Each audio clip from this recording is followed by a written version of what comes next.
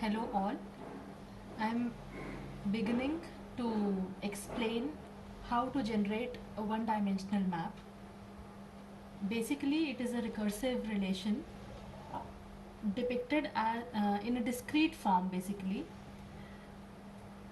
in a stepwise manner, we we have this relation of n plus 1th step with respect to nth step. Now, anyhow, you have to start with some element, let's say x naught, and using the relation f generate x1, then using the same relation x2, and this continues. This is how the set of all these xn's compose your map of any function. So in generate for writing a code to generate these functions, simply assign an array, an empty array. In MATLAB you can assign zeros of some deterministic length. You can choose that length yourself, or in Python you can just initialize an empty list and using a for loop append it for every iteration. So the first step is generate an empty list and assign the first element as x naught. Then use for loop for these number of iterations, let's say n. For ith step, use the I minus 1th existing data and compute this. Store it in the appropriate cell, move forward, finish the loop, and this is how your array will be filled. This is how we generate any map using codes. Now for plotting this series, we need in x-axis the number of steps taken. So assign a variable which is an array of the same length n, and it contains number of steps 1, 2, 3. You can use linspace in either MATLAB and Python. So this variable contains an array of the same dimension as your x array, which contains the map. Now it is simple. Plot n steps and x. You can do this for the relation cos xn or sin or xn square, whatever. You can try and see. I have in my tutorial PDF, I have uploaded a map of cos of xn with different seed elements, and you will see that depending on the nature, stability and fixed points of each function, the dynamics of the map emerge. I mean, for cos xn there is one fixed point and all the trajectories saturate at that fixed point. It's like around 0.7 or so, around that. Similarly, using the analysis, you can see, you can validate which fixed point is stable, which not, what is the dynamics. Now I will discuss what are cobweb diagrams. These are simplistic representations. I'll start with just one line representation. I mean, earlier we have started with x naught, went to x1, x2 and so on. If we plot the succession of these points in a number line, let's say our x naught begins here, and for a relation f we have computed that a certain point is fixed point. So whether this point is stable or not, depending on that, whether this succession will, I mean, uh, saturate near this point or will go away. For simplistic case, we'll think that maybe it ultimately reaches the fixed point. So maybe our after like taking x naught as the seed and applying this function, we reach to x1. Then taking this as seed here I am taking as the initial element through which you are calculating the next subsequent element. That's it. Nothing more much. So from x0 we went to x1, then maybe from x1 we will go to x2 here, and so on. Maybe there will be an orbit and it will, you know, uh, reach through this fixed point. So this is a representation in 1D. Another more informative way to see the dynamics of such systems is using cobweb diagrams. And the most important thing that these cobweb diagrams um, include are we plot null-clines. Null-clines for differential equations. We knew that the null-clines were where our equations followed this, like, I mean, when we equated them to 0, these were called the null-clines. But not here. Here our null-cline will not equate it to 0. For maps we equate it to y equals to x. So let's say we have this map as y equals to fx.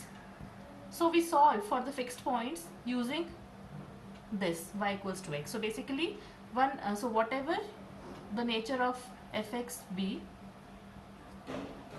let's say this or whatever, the intersection point of this function with y equals to x gives us the fixed point. So in this way, so basically we have plotted both the null-clines here, and now we observe, like, choose any point, random point here.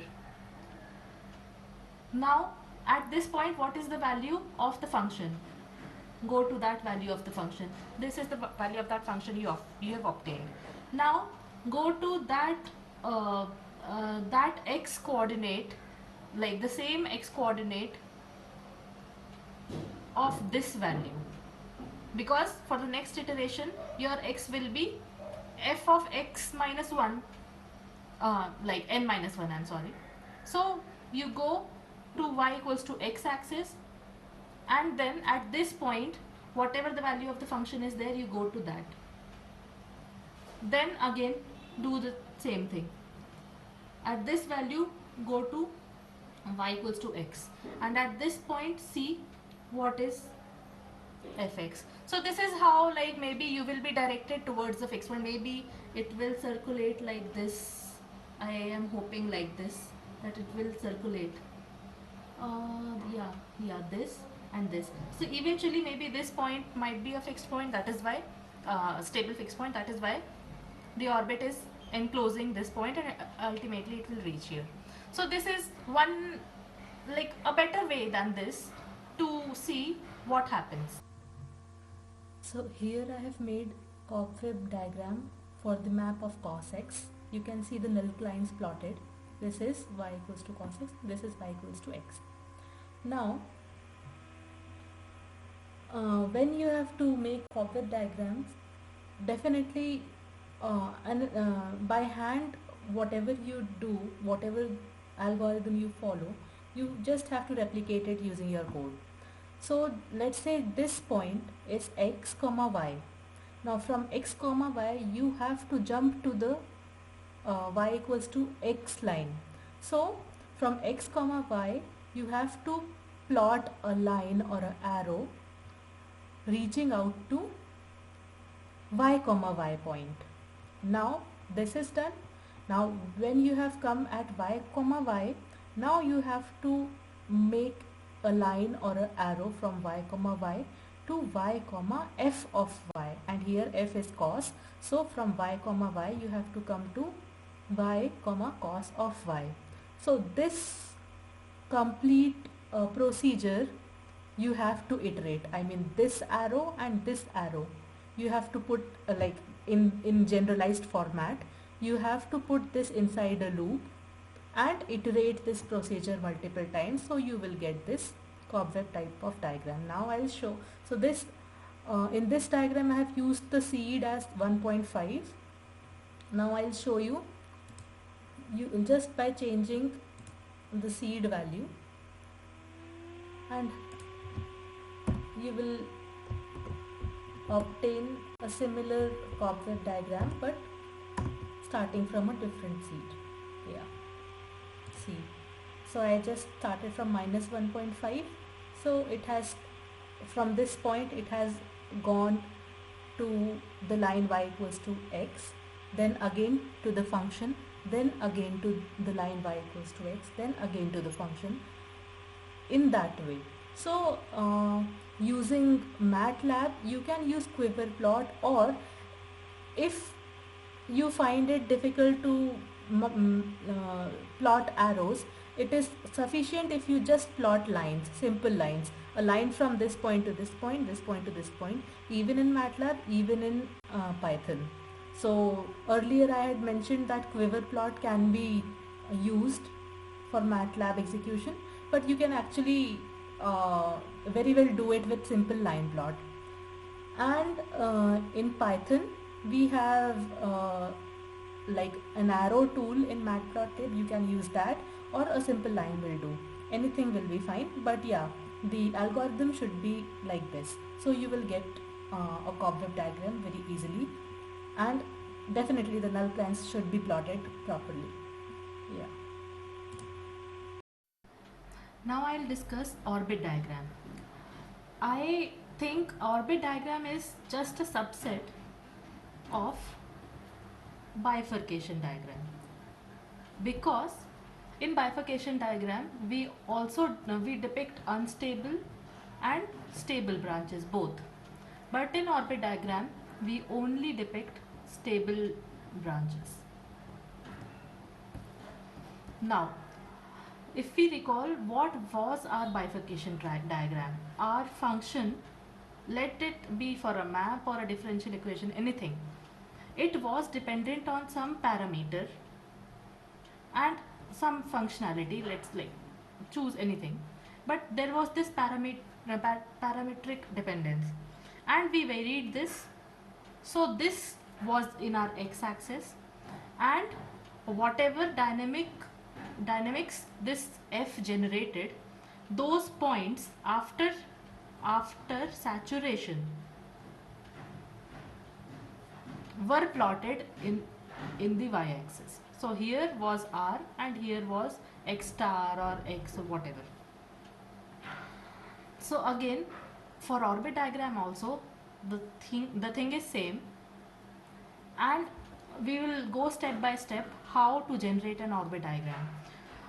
So for, let's say we are given our logistic function, logistic function x plus 1 equals to r xn 1 minus xn. Here r will vary.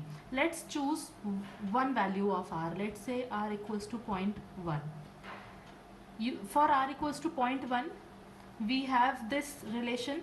We have created a map. Yeah, using like using one seed element, anything you choose, and it has that the dimensionality of 1 cross n. I mean 1 row and n columns, right? For r equals to 2, do the same. 0.2, sorry, do the same number of elements are generated. You can take the same seed, different seed, doesn't matter. Generally take the same seed. It actually doesn't matter a lot. So you have to repeat this for so many r values. Let's say for logistic map, our r varies between 0 and 4. So choose, let's say, 100 or 1000 points in between, and plot all, and like generate the map for each value of r. So you'll have how many? Let's say if you take 100 R values, so 100 into n matrix will be formed if you concatenate all these lists or arrays. You'll have these many, like this dimensional matrix formed. For plotting any two arrays, these both arrays should be of the same dimension. Earlier we used to have the same dimension of whatever we plot and like the one dimensional thing what we are plotting. Now here we have a matrix also in which one dimension is same as the like R's second dimension. So one way is you can transpose this matrix so it turns out to be an n cross 100 matrix. So now for each corresponding row of this matrix you can plot it along with RR, which has the same dimensionality. You can access this one row from this matrix of n cross 100 using variable name, whatever it is, your index and colon. Colon means it will include every column value, and your that specific I will include this like every I, and use a for loop so that all those n points are plotted. So this is one way. Essentially transposing the matrix is one way. Otherwise you can also index it in a proper way. I mean, plot R x. So x is, so our original x is stored as these are different for different values of R, right? And for our bifurcation diagram we want R in x axis, x is in y axis. So essentially choose this column and plot with this. Again the dimensionality is same. This is 100 cross 1.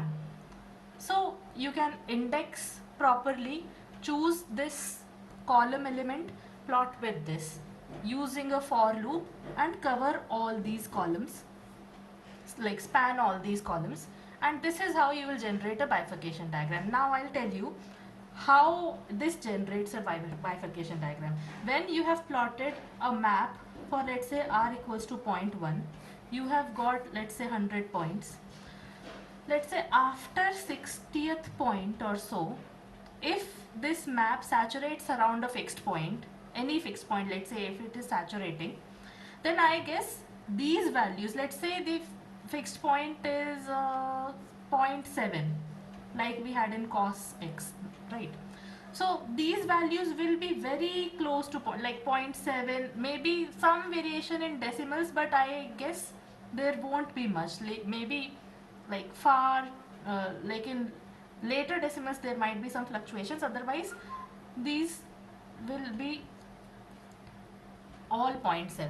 So when you will plot this array with respect to R, R, so corresponding to this R, like R at 0.1, you will be plotting all these arrays 0.7, 0.7, and essentially these points are the same. So pictorially they will, for 0.0, 0.1, they will have their map around here. So that is how any bifurcation diagram is generated, even in differential equations, even in difference equations. So this is the algorithm. I have also enlisted the procedure. This is the basic idea how to do it. So this is the orbit diagram that I have plotted using my code. As you can see, fine, very fine structures here, because I have taken numerous values, I mean 5000 values of r in between 0 and 4.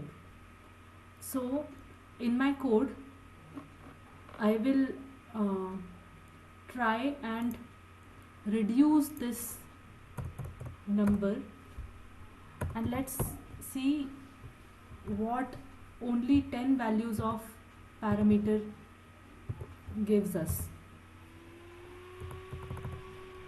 I'm so sorry, this should be closed now.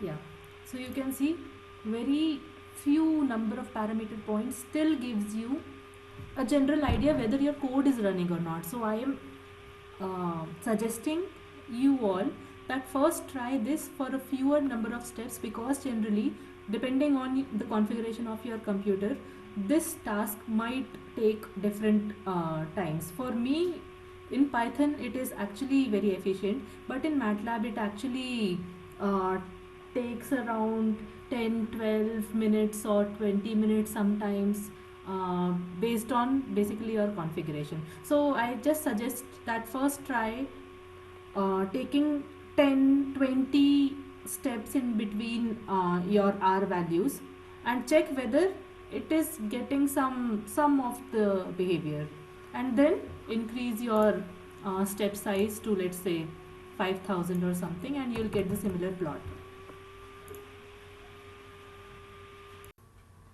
To obtain this plot, I have used 5000 values, parameter values, r values basically, between 0.1 and 4, and for each map generation I have taken 1000 steps, and I have collected 600 points after 600, essentially 600, from 601 to 1000, and plotted along all these axes in the way I have described in the video.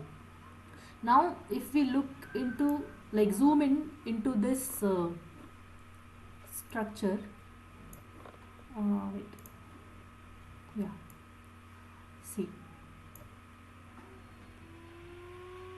we can see, like, at this point we are seeing this bifurcation, like similar to saddle node, and again one branch again bifurcates into another two, and these two again bifurcate into another two, and if you zoom in to again these structures, you'll get, based on C, because my resolution value was like only this much, so I can I got this type of structure. If you have more resolution, the finer your diagram would be, but essentially this is how you do it.